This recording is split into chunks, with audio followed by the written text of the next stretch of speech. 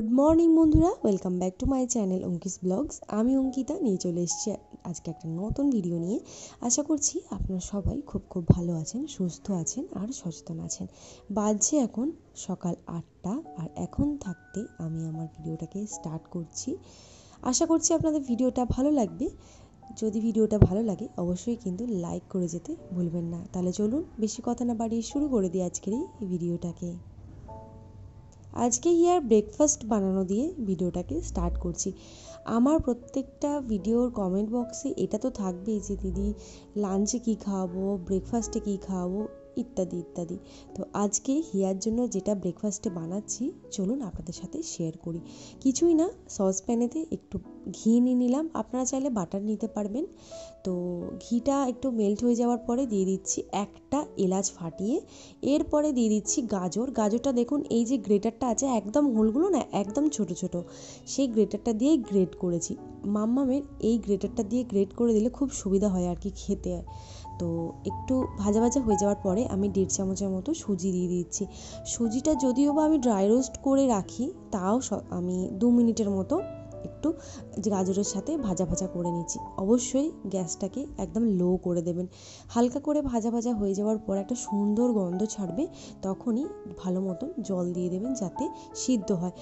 কম করে জল দেবেন না, মোটামুটি একটু জল দেবেন যাতে গাজরটা সিদ্ধ হয়ে যায়। সুজি তো সিদ্ধ হতে বেশি টাইম লাগে না, তাও দেবেন। এরপরে আমি মিষ্টি হওয়ার জন্য দিয়ে দিচ্ছি গুড়।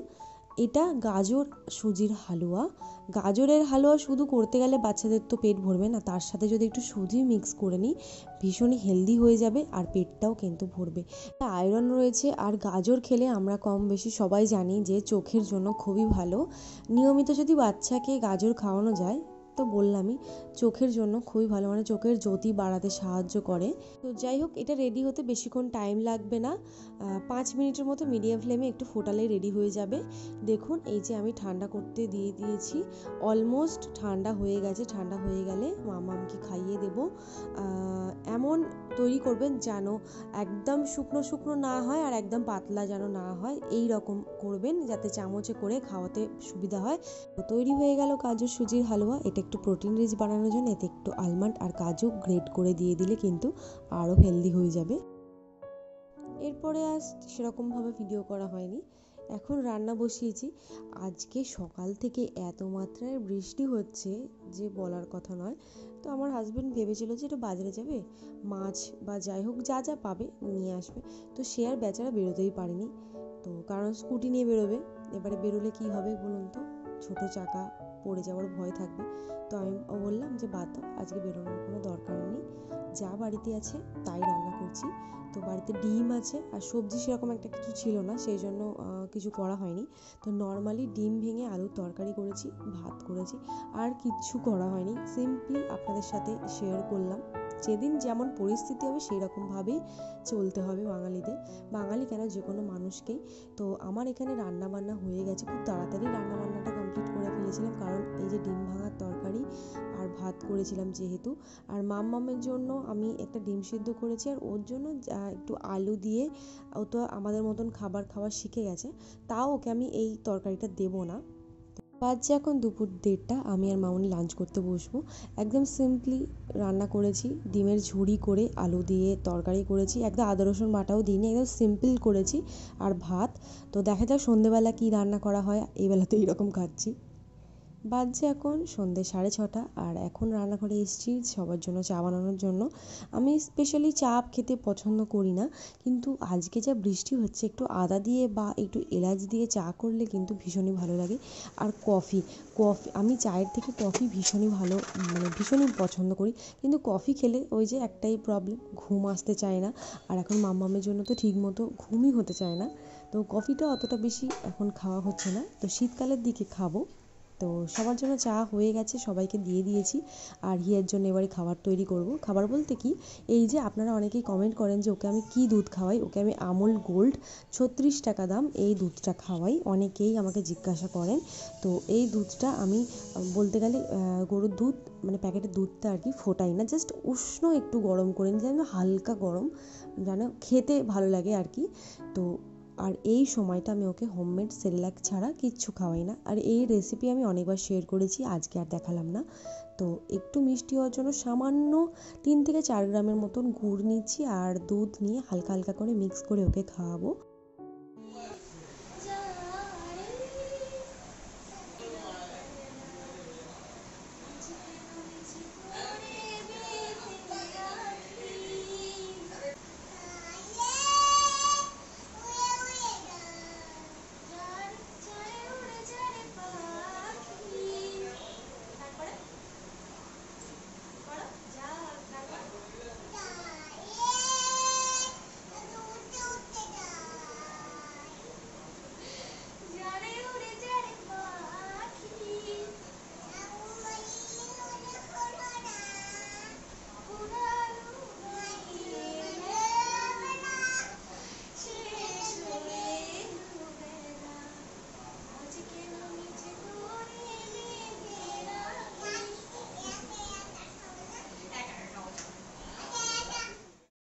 সকালে ওই ছিঁড়ির খাওয়া হলো, রাত্রিবেলা কি যাই তাই খেলে হবে?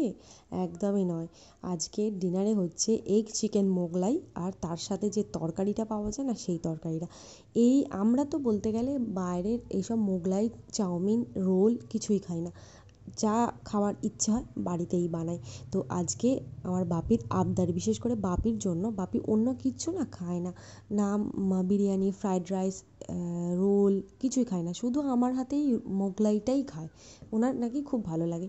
তো স্পেশালি আজকে ঠান্ডা ঠান্ডা ওয়েদার, বৃষ্টিটা একদমই ছাড়ছে না, সেই জন্য এইটা বানিয়ে ফেলছি। যেহেতু আমার বাড়িতে সব কিছুই আছে, আর কিছুই মানে করতে হয় না, শুধু জাস্ট চিকেনটা কিনে নিয়েছি, নিয়ে একটু কিমা কিমা করে রেডি করে নিয়ে তৈরি করতে শুরু করে দিয়েছি। খুব তাড়াতাড়ি রান্নাঘরে ঢুকে গেছি, মানে মাম্মামকে খাইয়ে দিয়েই ঢুকে গেছি, মানে 7টার সময় ঢুকে গেছি, কারণ একা হাতে করতে হবে।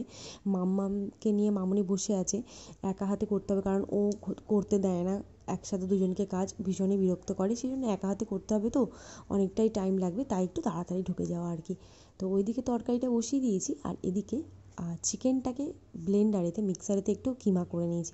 করে নিয়ে মশলা দিয়ে ভালো করে আদা রসুন বাটা, চাট মশলা দিয়ে ভালো করে একটু ম্যারিনেট করে দই দিয়ে রেখে দিচ্ছি কিছুক্ষণের জন্য।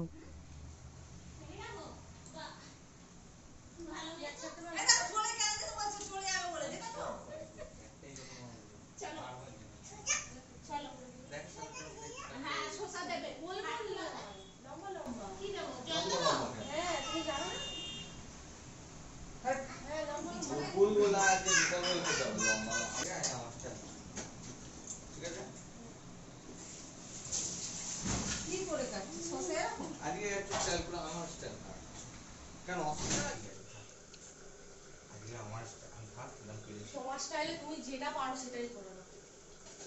আমাকে এরকম কিন্তু দিতে আমি বেশি স্যালাড ভালো লাগে না। আমার ভালো লাগে না স্যালাড। স্যালাড বিশেষ করে বাবু নবমীর জন্য করা। আমার জন্য তরকারি হয়ে গেছে, মাংস রেডি হয়ে এসছে। একবার বলো তো, একটা দেখিয়ে দাও। গরম করলে হয়ে যায়, আর কোনো কিছু করতে হবে না। না ও মাই গড, এটা সহজ ব্যাপার।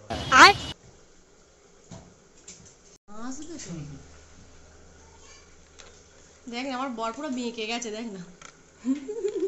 পেঁয়াজটাও গোল কাটতাম, এটা যখন গোল হয়েছে না দরকার নেই, দেখতে ভালো লাগতো। এটা এটা এটা কেমন হলো? এটা কেমন? আমি তো কেটে ফেলেছি, আমি তো জানি না, না তুমি এসে হেল্প করবে আমাকে।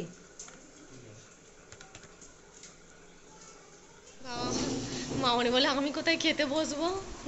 ওই তো বসার জায়গা তো বুক করে রেখে দিয়েছে একদম। বুক করেছে, ঠিক আছে, ও খেতে দেবে। ওই বাপি নিয়ে বসুক না,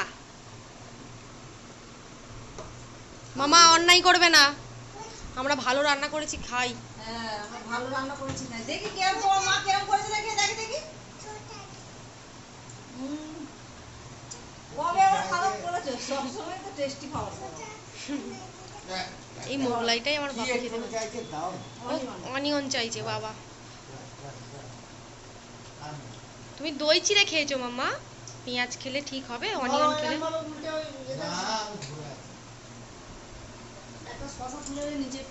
হ্যাঁ ওই আমি দিয়েছিলাম ওকে। মামা নিও না, দেখি মামনে সরিয়ে দাও, নিতে গিয়ে পড়ে যাবে। এই তো এবারে বসবো।